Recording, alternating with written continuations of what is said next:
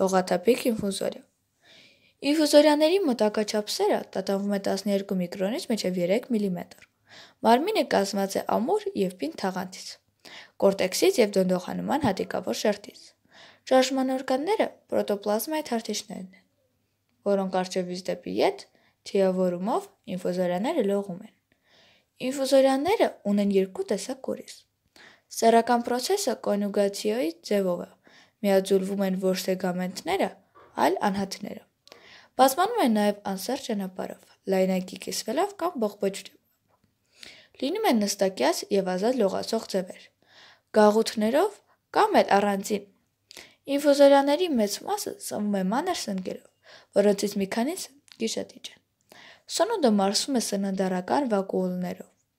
Չմարսված մասնիկները դուրս են թափվում արտաթորման անցքից։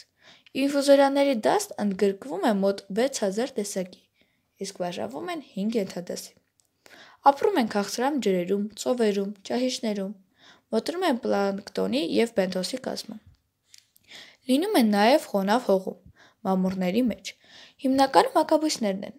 կան նաև խիստ մասնագիտացված մակաբույծ տեսակներ։